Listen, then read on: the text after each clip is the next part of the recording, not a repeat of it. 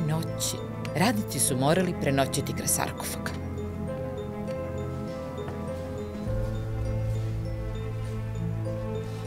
Otkriven je neopljačkani sarkofag, što za arheologe predstavlja dragocen izvor informacije.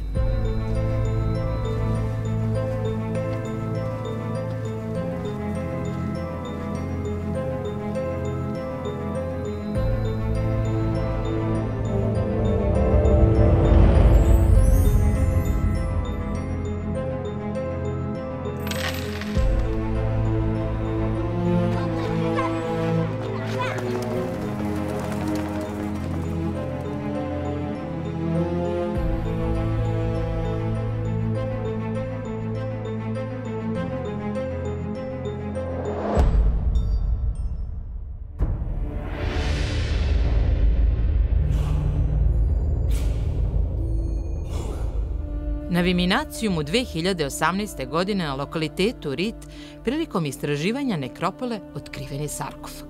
Nažalost, registrovana je i pukotina na poklopcu sarkofaga kroz koju je vremenom prodirala voda koja je uništila organski materijal i u manjoj meri poremetila skeletni materijal iz anatomskog položaja.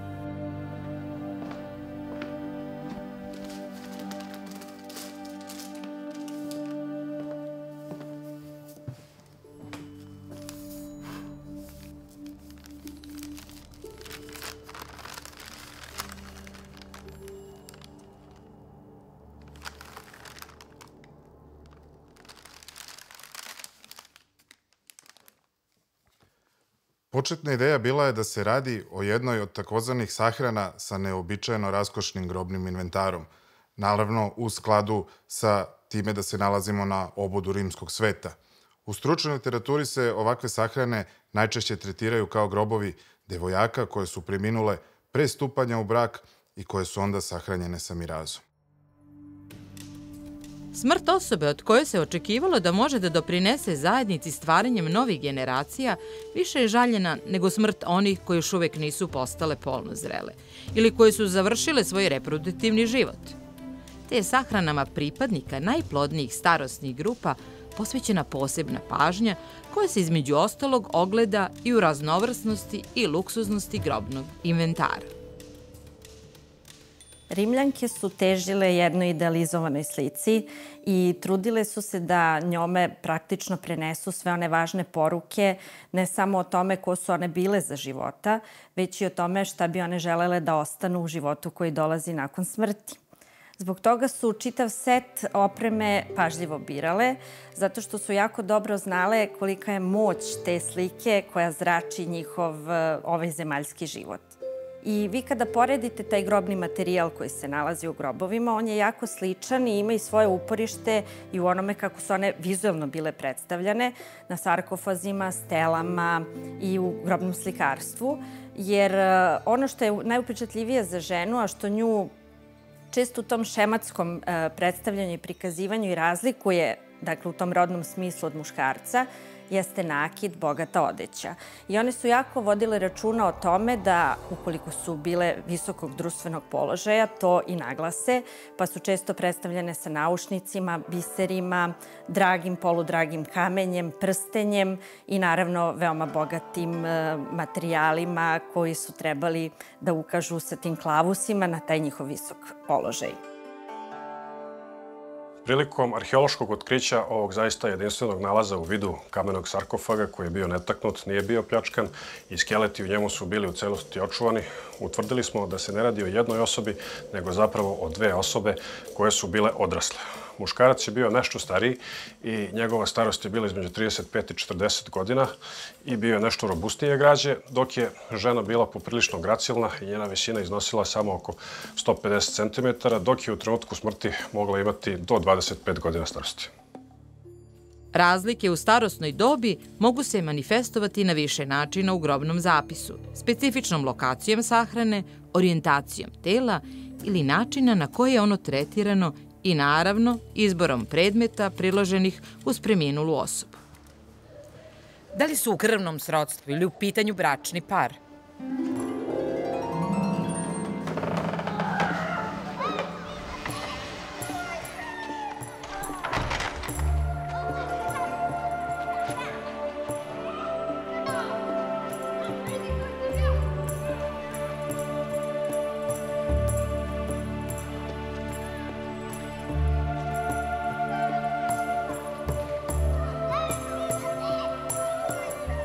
Uzorci se šalju na Harvard na DNK analizu.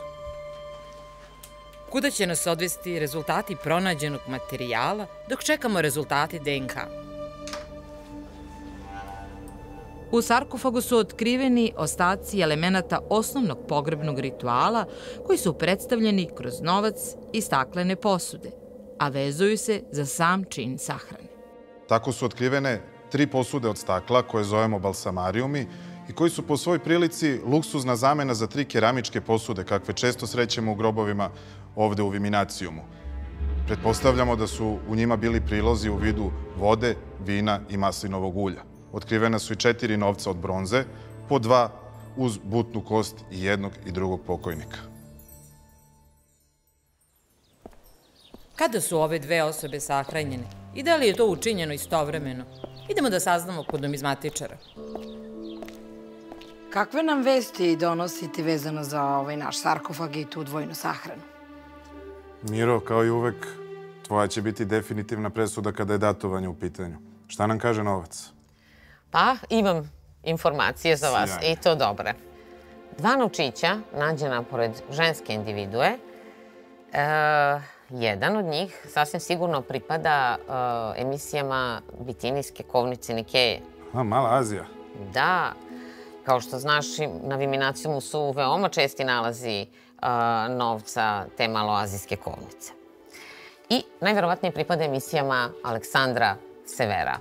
Znači, 222. 235. godina nove ere. I to bi bio neki od ovih tipova, evo možeš pogledati. Da.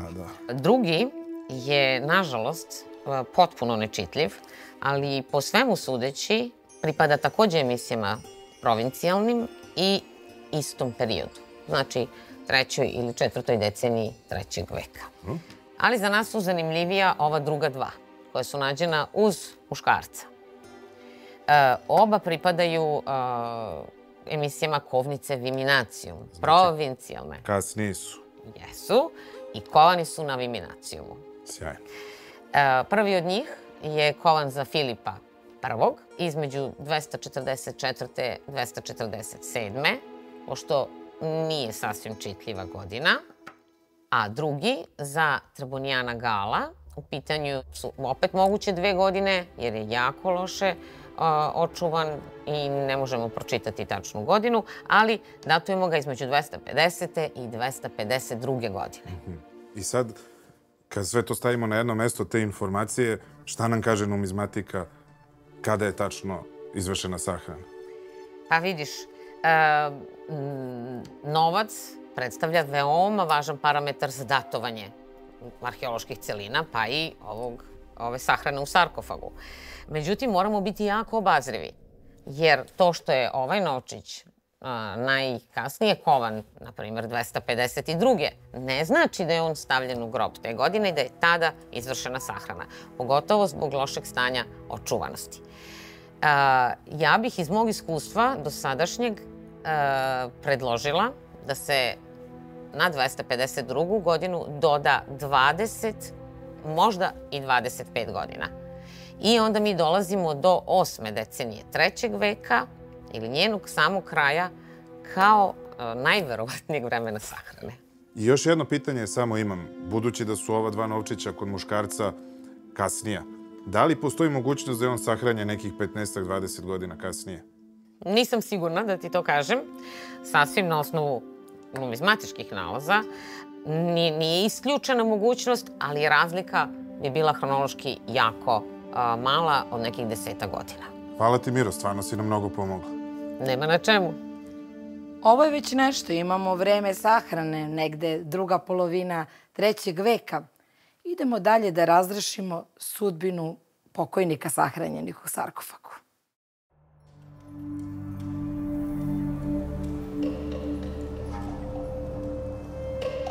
Da sada znamo da ove 2 osobe nisu istovremeno sahranjene. Pred nama je puno pitanja. Čime se bavila ova muška osoba sahranjena u sarkofagu? Šta nam o tome govore pokretni nalazi koji su pronađeni pored pokojnika?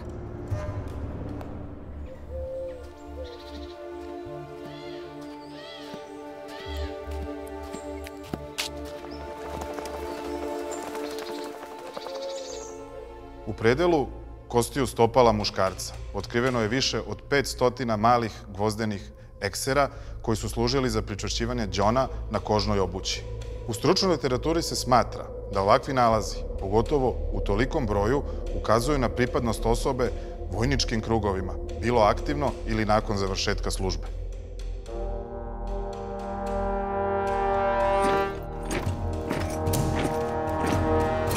Ovakve cipele ukazuju da je muškarac sahranjen u sarkofagu mogao biti pripadnik Legije 7. Klaudija.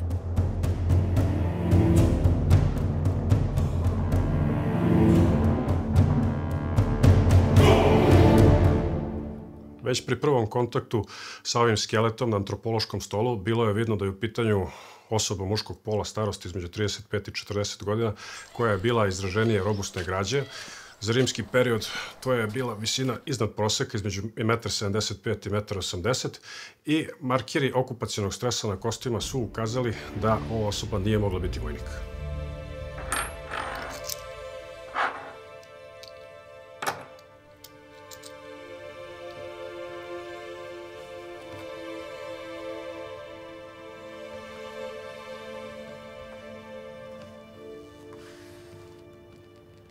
Ko je bio muškarac sahranjen u sarkofagu?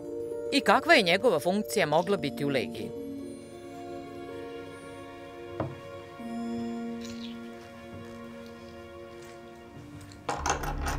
Nedaleko od stopala pokojnika bio je položen luksuzni pojas, od koga su sačuvani kopča i jezičak od srebra, dok je kožni remen, naravno, propao. Za pojaseve ovakvog tipa se takođe smatra da su u vezi sa ljudima iz vojnog domena. Posebno interesantan detalj na ovoj kopči je dugme modelovano u vidu cikade, odnosno cvrčka.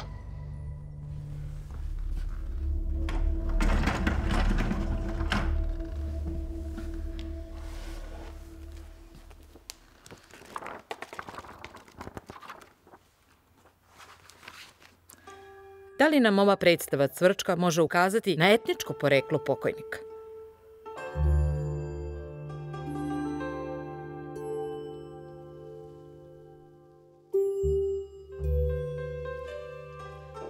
Motiv cikade su na prostoru Evrope popularizovali Huni. Međutim, postoji i stariji horizont njihovog korišćenja i to kod dve različite populacije. Prvi su stari Grci, gde imamo amulet u vidu cvrčka, a njega vezujemo za kultove Apolona i Muza kao simbol večnog života, ponovnog rođenja, ali i životne radosti. Drugi su Eravisci, pleme koje je autohtono na prostoru Panonije i čije su žene volele da nose nakit sa motivom cikade. Imajući u vidu gde se nalazi Viminacijum i koje kulturne tradicije baštini, verovatnije je da se radi o običaju koji je preuzet iz Grčke. Sam pojas, još jedan dokaz koji upućuje na to da je reč o pripadniku Legije. Daljom detaljnom paleopatološkom analizom ustanovljeno je da je ova osoba ipak imala nekih promjena patoloških na svojim kostima. Pre svega to se ogleda u poroznosti kostiju koji mogu biti posljedica metaboličkih poremećaja, ali sa druge strane vidni su i šmorlovi defekti na kičmenom stubu koji ukazuju na nešto teži fizički rad. Uprkos tome, mi opet možemo zaključiti da nema tragova namernih povreda koji su karakteristične za vojnike, tako da ova osoba u svakom slučaju nije mogla biti vojnik. Slika o ovom stanovniku se menja, ali kakvu je funkciju mogao vršiti jedan ovakav pripadnik Rimske legije?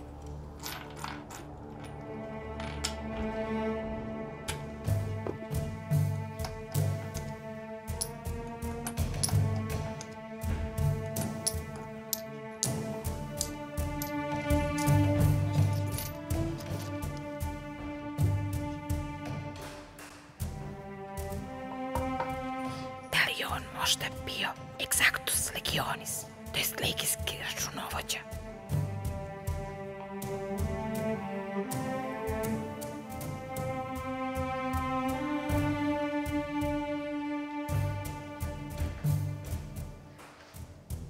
Nalazimo se u erarijumu, u legijskom trezoru. ovde je čuvana blagajna cele 7. Klaudije. I u ovoj podzemnoj kripti, koja je u stvari bila deo najsvetijeg odeljenja legijskog logora, generalštaba, čuvano je ono što je bilo najsvetije za jednu legiju. Znači ovde dole oko nas bile su sanduci sa desetinama hiljada srebrnih denara, plata za vojnike koji su ovde služili. A iznad nas je bio legijski hram sa statuama bogova, imperatora i onim što je bilo najsvetije, a to su legijska znamenja, one insignije za koje je svaki legionar morao dati svoj život da ih sačuva. Ali to je bio deo druge priče. Sada pričamo o novcu. Svaki legionar bio je plaćen sa 200-300 denara godišnje. I to pomnoženo sa 6000 vojnika koji su bili ovde, to je ogromno blago. To blago čuvali su i skrivenost kripte ispod hrama, i stražari, i ona svetost i onaj tabu bogova i hrama koji se nalazio iznad nas. Ta trostruka zaštita ove blagajne trebala je da obezbedi sigurnost vojničkih plata, a one nisu bile male. Svrha limesa u stvari podignuta je na bogatstvu rimske vojske, na tom novcu kojim su plaćani. Jer samo poreklo Viminacijuma koje je izniklo od tog legijskog logora i pretvorilo se u jednu najveću prestonicu, bilo je u stvari i započelo sa bogatstvom plata vojnika. Jer tu platu svi su želeli, i vojnici, ali i svi drugi, i zanatlije i trgovci, svi oni koji su pratili novac da bi ga našli ovde na Viminacijumu, u jednoj novoj koloniji, u jednom novom gradu koji je u tom trenutku nastajao. Konubijum je bio rimski brak i podrazumevao je jednu vrstu saveza. On na početku nije bio baš pravno regulisan, više su to bili neki starinski običaji koje je trebalo da se poštuju i veoma važno moralna načela i to je ono što je najviše bilo poželjno isticati. Tek onda je on bio regulisan pravima, ali u doba rane republike on je podrazumevao vrlo striktno brak koji je između istih socijalnih klasa, znači između patricijske i klase plebsa, nije bilo mešanja. Senatorima je bilo zabranjeno da stupaju u brak sa ženama koje su bile oslobođene ili robinje i sve to je moglo da bude jako kažnjavano. Od doba kasnije republike stvari se malo ublažavaju. Šta to znači zapravo? Žena nikada nije imala konkretnu slobodu, jer je brak bio definisan nečim što bi se zvalo manus, a to znači, pošto je manus ruka, da ona iz ruke oca odlazi u ruke supruga i u takvoj konstalaciji on je upravljao svime, njenim životom, njenom sudbinom, njenom decom, dakle u slučaju razvoda deca bi uvek pripadala njemu, pa čak i njenim mirazom, koji jeste u neku ruku ostajao njeno vlasništvo, ali da bi on upravljao imanjem i porodicom i da bi bio sposoban za to, on je morao da raspolaže mirazom. Od kasnije republike žena stiče neka izvesnija prava, ali morate znati da prava i zakoni nisu uvek bili poštovani u stvarnosti i da su zaista žene, čak i u tim brakovima koji su bili bez manusa, morale da prate svoje muževe ukoliko se oni sele, morale da se drže dostojanstveno, da ne ukaljaju njegov ugled, nikako da ne uđu u preljubu i ni u kom slučaju da se u javnom prostoru i u javnom životu ponašaju bez morala. Sve to moglo je da bude ne samo kažnjeno razvodom, ali recimo u slučaju preljube moglo je da dođe i do ubistva, koje ne bi bilo kažnjeno ako bi to uradio suprug i to bi bilo legitimno. Kazne takođe, ako je brak bio bez manusa, dakle ako ona nije bila baš vlasništvo muža, već njenog oca ili dede, onda je mogla da dolazi iz te njene ranije porodice. Tako da, maltene ceo život žena je bila u nekom potčinjenom odnosu prema svim muškarcima. Iako je naizgled delovalo da ima više slobode, ona je često bila jako, da tako kažemo, i zakonski i moralno i po ponašanju ograničena i u kontekstu toga šta će raditi, kako će upravljati, kako će uticati na decu. Dakle, otac je vodio računa i o obrazovanju dece, i o njihovoj budućnosti, i o imanju, a ona je mogla samo eto da nalazi neke načine kako da se izbori sa svojim statusom u društvu. kako je bila devojka sahranjena u ovom sarkofagu i u kakvom su odnosu bile ove dve individue. Kada se pred nama našao skelet ženske individue na stolu za antropološku obradu, na prvi pogled smo mogli ustanoviti da je u pitanju osoba koja je bila izuzetno gracilne građe i da na njenom skeletu nisu bili vidni nikakve palopatološke promene, osim sitnijih promena na zubima u vidu hipoplastičnih promena koje mogu označavati poremećaje u funkcionisanju metabolizma.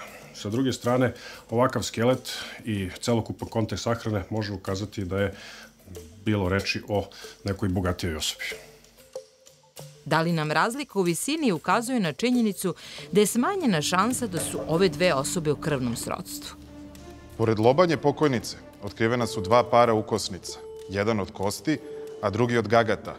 To jest, jedna od te dve ukosnice od pseudogagata, koji je, verovatno, u antici često podmetan kao jeftinija varijanta ovog materijala. Sama dužina ukosnica, koje su kraće nego u prethodnim periodima, ukazuje nam na promenu mode. Za razliku složenih frizura i visokih punđi na temenu, kakve su bile popularne u 1. i 2. veku, u 3. veku se nose punđe nisko na potiljku. I upravo se takvo datovanje lepo uklapa sa našim sarkofagom.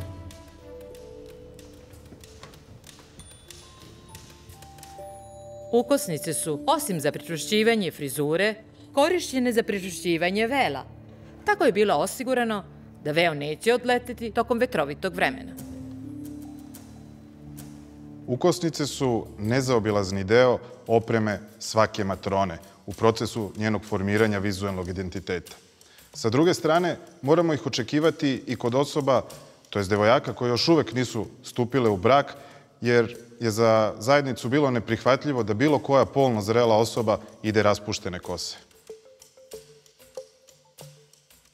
Kada je u pitanju kosa, za nju se jako dobro znalo da je morala da se drži na sigurnom, da li nekim iglama, češljevima, ukosnicama, da li pod velom, turbanom, raznim maramama i sve to zavisilo od toga da li je žena udata ili nije. U svakom slučaju kosa je morala da bude obuzdana. Naročito u javnom prostoru, ako žena izlazi na ulicu, ako izlazi na trg, muškarci naročito nisu smeli da je vide raspuštene kose, zato što ako i danas, ako se setite i u svim filmovima, kada god krene neka scena zavođenja, vi imate onu scenu kada ona raspušta svoju kosu, kosa se vijori i to je zapravo bio pravi znak da žena poziva nekog na tu neku erotsku, uzbuđujuću igru. Rimljanke su se i same najpre čuvale objektivizacije. Znači, one su vodile računa da kad su na ulici, da su sve oči uprte u njih i naročito su strahovale od tih pohotnih muških pogleda, a muškarci njihovi su takođe želeli da njihove supruge u javnosti ostanu ugledne matrone i da ostanu čedne, jer se na tome jako insistiralo i na tim stvarima se jako polagalo. A nemojte zaboraviti takođe da te lokne u kosi i raspuštena bujna kosa kod muškaraca su često izazivale i onu asocijaciju sa drevnim preistorijskim boginjama prirode, gorgonama, koje su umesto uvojaka kose imale zmije i svaka razbarušena kosa kod muškarca bi automatski izazivala osjećaj inferiornosti prema tim generativnim moćima prirodne, odnosno generativnim ženskim moćima i to je nešto što je kasnije bilo poznato kao strah od ženskih moći, odnosno ginofobija. Gagat podstiče na razmišljanje. Njegove magijske konotacije su nedvosmislene i koristi se i za izradu amuleta. Međutim, njegova prevashodna uloga se dovodi u vezu sa ženskim svetom. Nalazimo ga gotovo isključivo u grobovima žena, a predmeti koji se od njega izrađuju su opet oni sa jakim rodnim karakteristikama, to jest vezuju se za žene. Zašto je to tako? I pogotovo zašto je to tako u periodu 3. veka kada on dobija na popularnosti, ne znamo. Plinije stariji je za Gagat rekao: Gagates lapis nomen loci et amnis lapis licie.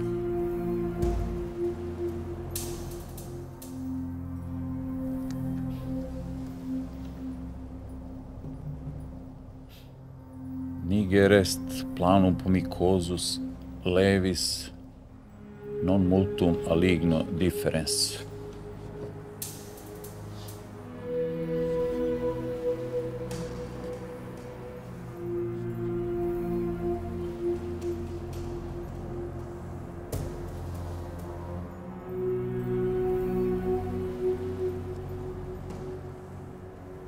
Fragilis, odor siteratur gravis.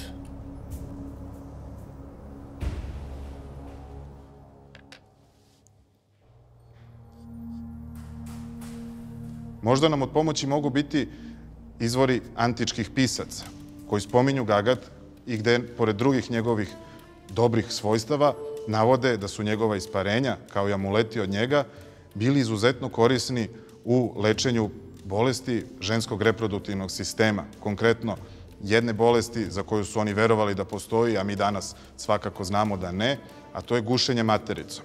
U antici se verovalo, još od stare Grčke, da je materica organizam unutar organizma, da može da šeta i da nanese brojne zdravstvene probleme ženi. Danas kada čitamo simptome, vidimo da je to verovatno niz drugih bolesti, kako psihičkih, tako i fizioloških, i verujemo da su oni verovatno Gagat koristili u svrhu da spreče razne bolesti na koje on naravno nije mogao da deluje. Ono što je važno, što spominju, je da je bio delotvoran i kod olakšanja porođajnih muka.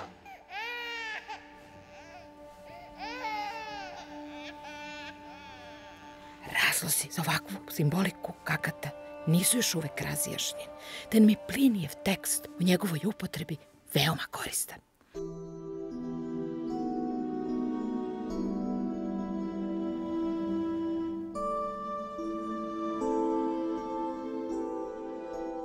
U središnjem delu sarkofaga, blizu kostiju šake pokojnice, otkriven je predmet koji nas može približiti razotkrivanju identiteta osoba koje su ovde sahranjene.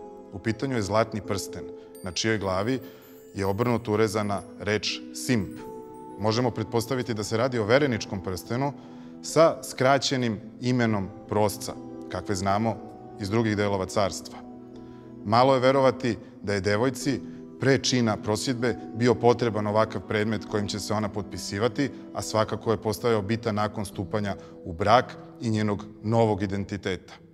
Ako govorimo o ovim slovima, očigledan kandidat je gens Simplicius, to je porodica Simplicius, koja se zgodno pojavljuje upravo u periodu sredine 3. veka na našim prostorima.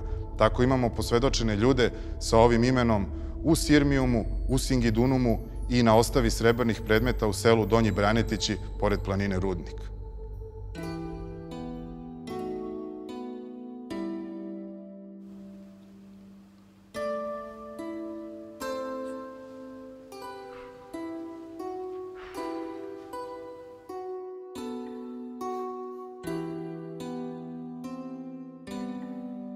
Vereničko i venčano prstenje često je veoma važan segment tog inventara grobnog i njegova specifičnost za razliku od ostalog nakita je to što se ono ne nasleđuje. Dakle, to je nešto što se tiče kao zavet i dogovor koji je vezan za brak i zato upravo ta scena dextrarum iunctio, koja podrazumeva ukrštene ruke u stavu rukovanja ili scenu dve figure koje se rukuju, podrazumeva to da su porodice dale pristanak da se brak ozakoni. Zato što brak u antičko, odnosno rimsko vreme, nije bio iz ljubavi.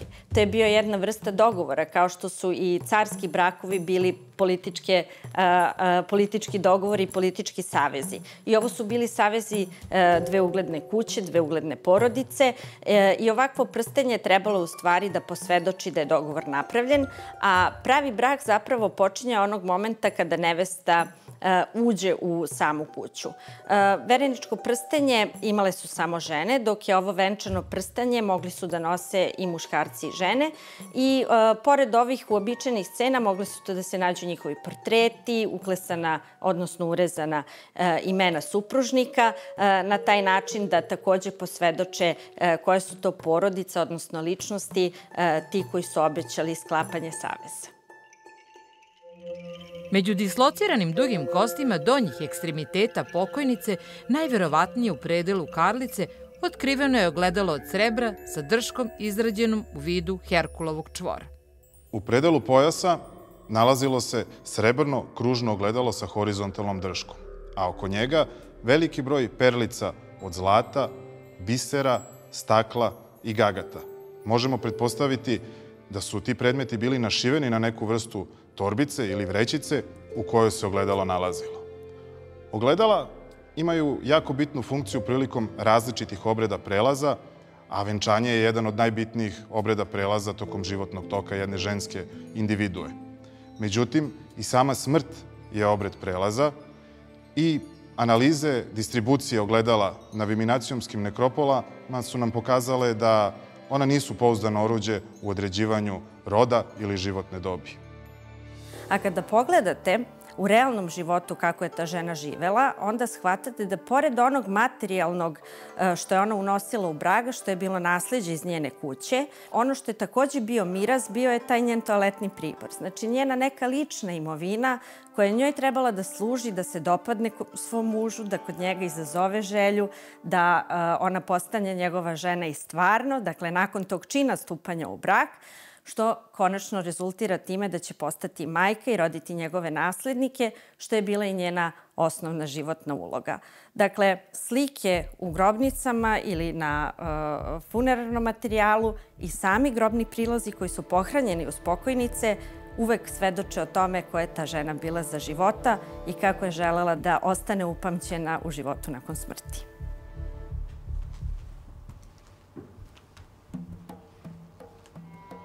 Da li je luksuzno ogledalo moglo biti izrađeno kao poklon za svadbeni čin?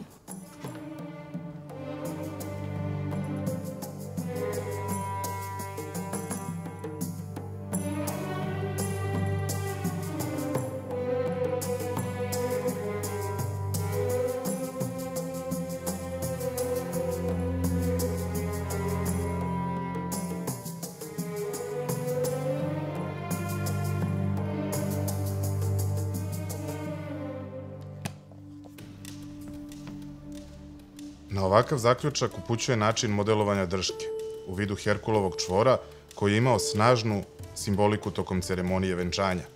Nevesta je nosila vuneni pojas vezan upravo na ovaj način, sa ciljem da veže i sačuva ljubav svog izabranika. Tokom prve bračne noći mladoženja je razvezivao ovaj pojas koji je čuvao nevinost njegove supruge, na taj način prizivajući plodnost Herkula, za koga mit kaže da je imao 70 dece. Mitski junak Herkul je u antici bio prikazan na magijskim gemama namenjenim zaštiti stomaka, odnosno odbrani ženskog zdravlja od različitih zlih sila. Čini se da je ogledalo bilo pribavljeno za procesiju venčanja, ali i kao skupoceni predmet deo miraze.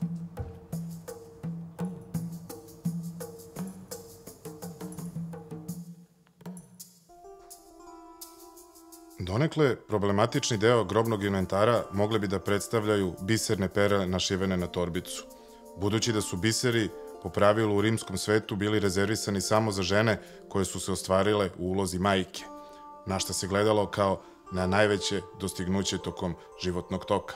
Sa druge strane, znamo da su i neveste nosile nakit sa biserima, priželjkujući i prizivajući svoju buduću materinsku ulogu. Biseri su bili izuzetno važni, ne samo što su bili retki, pa samim tim i skupi, te su samim tim značili da ne može da ih nosi svako, već da ta Rimljanka koja nosi bisere pripada izuzetno važnom staležu, društvenom sloju. Oni se vezuju i za boginju Veneru i za njen kult i česti su u sahranama tamo gde možemo da pretpostavimo da je poštovan kult Venus funerarije, odnosno te zagrobne Venere, u koje su najčešće verovale one porodice gde se desila nenadana smrt mlade devojke, dakle, čija životna nit bila prekinuta na neki iznenadan, čudan, brz način i onda su takve porodice prosto želele da obezbede da se ta mlada žena, da se njen mladi život koji je nesrećno prekinut u ovozemaljskom životu na neki način pod vođenjem i zaštitom boginje koja je boginja lepote, ljubavi i zaštite žena nastavi makar ako ništa drugom u onom stranom životu. U svakom slučaju, malo je verovatno da su sitni biseri na torbici mogli da šalju istu simboličnu poruku kao veći komadi na naušnicama ili na ogrlicama. Mi iz pisanih izvora znamo da je takav nakit bio rezervisan isključivo za žene koje su postale majke, ali i za one koje su bile starije od 45 godina, a iz nekog razloga nisu mogle da ostave potomstvo. Ovo je od vremena Gaja Julija Cezara bilo regulisano i zakonom. Pitanje je koliko je u praksi takav zakon poštovan.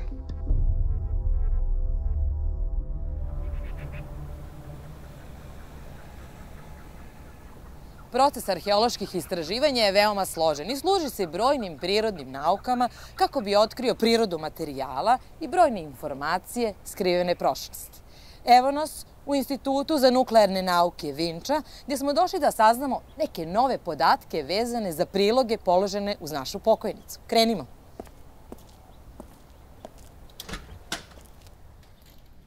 Kakve nove informacije ovoga puta očekujete? Šta to analiziram? I koliko će nas to odvesti do nekih novih rešenja?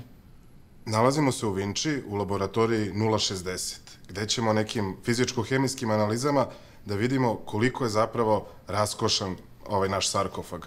Ono što želimo da saznamo može se staviti u neke dve kategorije. Prve su perlice, za koje smo rekli da su jako sitne i za koje smo na osnovu nekih makroskopskih observacija i našeg iskustva rekli da su biseri. Sada ćemo vidjeti da li one zapravo jesu ili nisu biseri. Uporedit ćemo i dve ukosnice. Već smo rekli da je postojala u antici razlika između pravog agata i falsifikata od pseudogagata ili tih uljanih škriljaca. Naša igla jedna je u perfektnom stanju, dok je druga nakon iskopavanja počela da se ljuspa, da se raspada i sumnjamo da se zapravo radi o falsifikatu od tog uljanog škriljca. Vidjet ćemo da li su naše pretpostavke tačne. Majo, da li je moguće dobiti odgovore na ova naša pitanja? Ilija danas je stavio malo teži zadatak pred nas, ali pokušat ćemo da iz svih ovih nedestruktivnih metoda koje ćemo primeniti za analizu materijala koji si doneo izvučemo maksimalnu moguću informaciju o sastavu materijala. Ja sam veoma nestrpljiva. Hajde da krenemo na posao.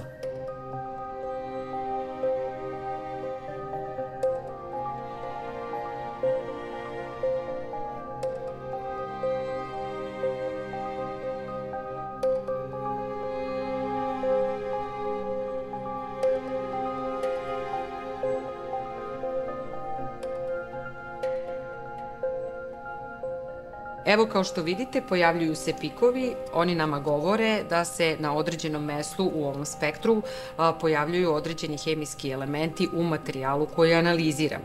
I kao što možete da vidite, najdominantniji je pik kalcijum, to znači da u sastavu materijala ima kalcijuma. Da li to znači da smo ipak dobili rezultat da je materijal biser? Pa, po ovoj analizi moglo bi se reći da jeste biserni. Međutim, ono što sada ja vidim, to je da postoje i neki drugi hemijski elementi, poput gvožđa, olova, koji su detektovani u ovom materijalu, a nisu baš očekivani za čist kalcijum karbonat koji je biser i za to nam je potrebna pomoć ostalih članova tima da bi ovaj spektar izinterpretirali. Velibore? Ovi mali intenziteti signala gvožđa i olova verovatno ukazuju na nečistoće u tom materijalu. To je stvarno uobičajeno kad radite prirodne materijale. Da li to znači da je možda nekako hemijski tretiran ovaj materijal da bi izgledao lepše? Pa da je hemijski tretiran, odnosno da je na njega naknadno stavljano nešto, intenziteti ovih elemenata bi bili značajno veći, što bi nam ukazalo da je nešto naknadno urađeno sa tim materijalom. Međutim, ovo su tako mali intenziteti u odnosu na kalcijum, u odnosu čak i na stroncijum koji prati hemijski kalcijum, tako da sam siguran da ovo nije naknadno tretiran arheološki predmet. Mi smo ipak dobili odgovor koji smo tražili, zar ne, Ilija? To je ipak biser. Tako je, dobili smo odgovor na ovo naše današnje pitanje, ali otvorila su se neka nova pitanja i kao što Velibor i kaže, potreban je jedan multidisciplinarni pristup, potrebno je ceo tim da radi i sada je potrebno verovatno da konsultujemo i kakav je kontekst tih nalaza, da li su te nečistoće dospeli iz samog sarkofaga ili na neki drugi način, tako da se ovo naše uzbudljivo traganje i dalje nastavlja. Sjajno. Daljim fizičko-hemijskim analizama potvrđene su pretpostavke arheologa da je jedna od ukosnica izrađena od gagata, dok se za trošniju definitivno potvrdilo da je falsifikat.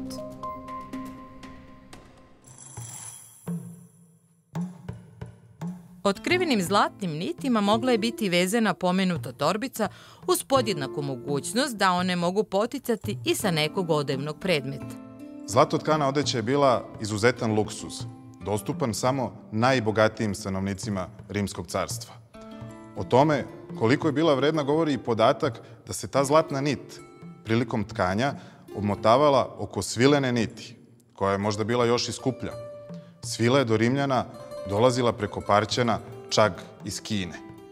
A nakon pristizanja i kupovine, Rimljani su imali običaj da je rasparaju i da onda te dragocene svilene niti upotrebe shodno potrebama i mogućnostima. Centri proizvodnje zlatotkane odeće su se po svoj prilici nalazili na prostoru Male Azije, to jest Anadolije. Uobičajene aktivnosti u jednom domu jedne Rimljanke bile su vezane za takozvane ženske poslove. Dakle, od njih se očekivalo da znaju da predu, da tkaju, da znaju da održavaju dom, da upravljaju poslugom, da ako nema tutora vode brigu o tome, o pismenosti i edukaciji njihove dece, pa samim tim žena jako dobro treba da zna šta treba da radi i gde joj je mesto.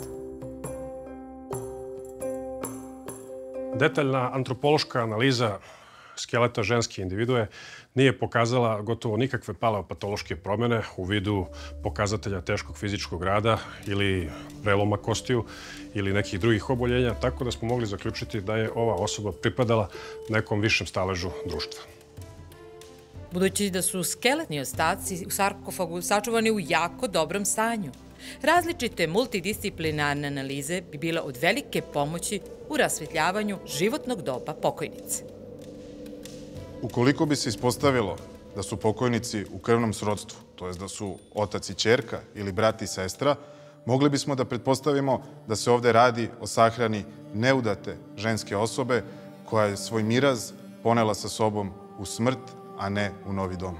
U predelu Lobanje, pored ukosnica, otkriven je i par naušnica od zlata sa umecima od stakla. Naušnice su u najvećem broju slučajeva jedini nakit koji možemo očekivati u sahranama matrona. Razlog za to je da se pokaže da one nisu bile rasipne, ali znamo i za jednu romantiziranu priču, gde su upravo žene spasile grad Rim pred najezdom Veja. A nakon toga je Senat odao njima priznanje, a naušnice nazvao ordenima žena koje će one nositi i pokazivati koliko su zaslužne za rimsku istoriju. Razlozi za ovakvo stanje su verovatno i praktične prirode, jer, barem u teoriji, matrona se na ulici mogla pojaviti otkrivenog jedino lica gde bi jedini vidljiv nakit bile naušnice.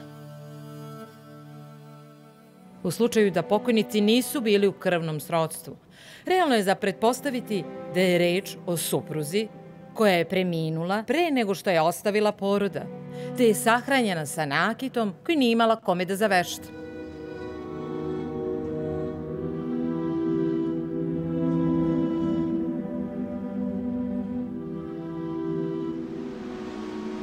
Na kraju se ipak kristališe ideja da se ovde ne radi o sahrani sa neobičajno raskošnim inventarom. Iako je pokojnica sahranjena sa nekoliko izuzetno luksuznih predmeta, upečatljiv je njihov lični karakter. I čini se da su pažljivo odabrani da nam ispričaju priču o vrlinama ove pripadnice visokog društva Viminacijuma, a i jednu ličnu priču bračnog para. Ukosnice od gagata bi u tom slučaju potpunile priču, svedočeći o problemima vezanim za reproduktivne organe, to jest o neplodnosti. Antropološkom analizom karlice nismo mogli utvrditi da li je ova osoba ženskog pola u svom životu doživjela porođaj, jer metodologija antropoloških istraživanja nam prosto ne pruža takvu mogućnost.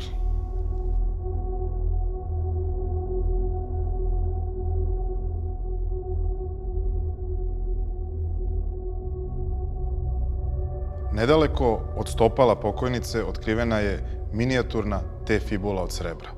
Fibule su imale ulogu današnjih broševa ili zihernadli da pričvrste različite delove odeće. Postavlja se pitanje zašto se ona nalazila upravo na ovom mestu, u uglu sarkofaga. Da li su neki delovi odeće bili položeni kao darovi za posmrtno putovanje? Istu ulogu bi mogao da igra i pojas koji se nalazio sa suprotne strane sarkofaga i možda upravo na još nekim delovima odeće. Fibule, kakva je ova, se na viminacijumskim nekropolama datuju u drugu polovinu 3. veka. Sada, nakon 5 godina od otkrića sarkofaga, izvršenih brojnih analiza, grobnih priloga, osteološkog materijala, arheolozi s nestrpljenjem iščekuju rezultate DNK analiza i potvrdu svojih pretpostavki. Ko su bile ove dve osobe sahranjene u sarkofagu na Viminacijumu u 3. veku?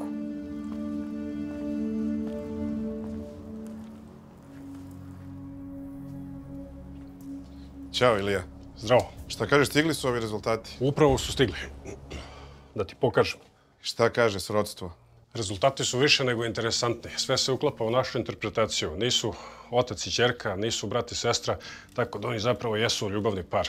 Znači nikako srodstvo? Nikakvo. Rezultati DNK su pokazali nešto još interesantnije. Šta to? Žena je anadolskog porekla, dok je muškarac poreklom sa lokalnog prostora. Sve su nam se kockice poklopile, to je to. Upravo tako. Sjajno.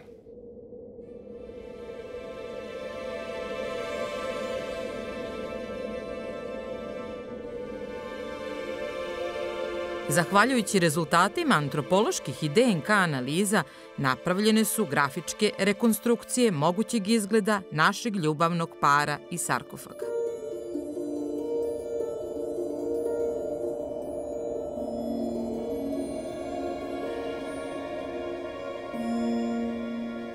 Koliko nam ovi podaci pomažu u rasvetljavanju demografske slike Viminacijuma, nekadašnje prestonice provincija Gornja Mezija.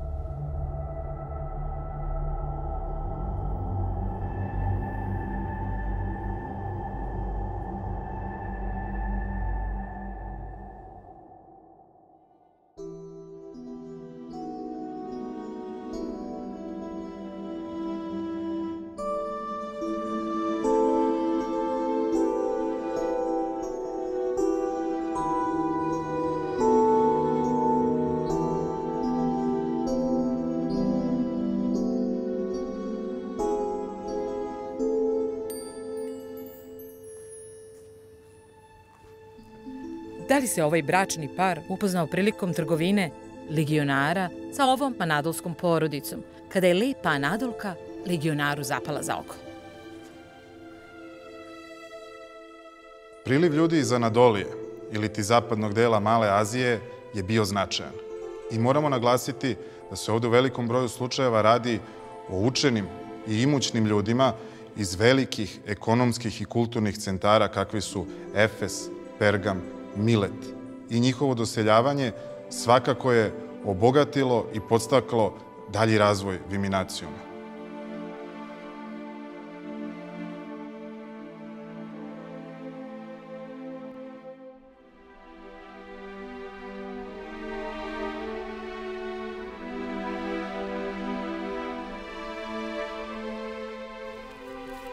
Ovde ćemo zastati i zatvoriti naš sarkofag do nekih novih saznanja. Na kraju, ostaje pitanje u kojoj meri smo uspeli da odgonetnemo priču para iz Viminacijumskog sarkofaga. Da li otkriveni predmeti i skeletni ostaci kriju još neki deo slagalice koju u ovom trenutku ne možemo da sagledamo? Svakako, ne možemo da žalimo. Ispričana nam je intimna priča dvoje ljudi, što je prilika kakva se u arheologiji retko ukazuje. Postoji još jedan utisak koji se neprestano nameće. Pokojnici su sahranjeni sredinom 3. veka, kada nastupa apokaliptično vreme, tokom koga Viminacijum gotovo opusti, da bi zaživeo u 4. veku kao potpuno drugi grad. Sa ljubavnim parom iz sarkofaga umiru i stare tradicije i običaji i umire stari Viminacijum.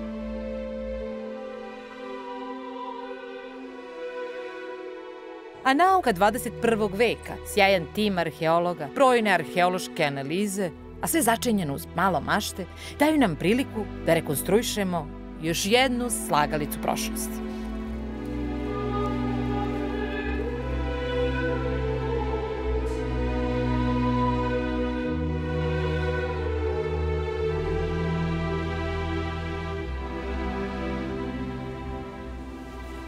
na putu razotkrivanja priče sa granice Rimskog carstva, stare 2000 godina.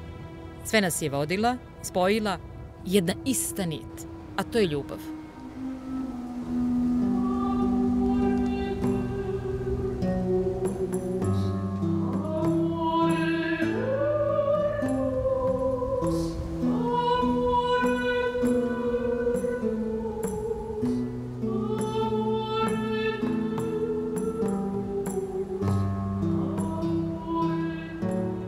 Vita mea, te canumaria, et romana legio erat, priusquam te cognovi, o Asiana pulchra.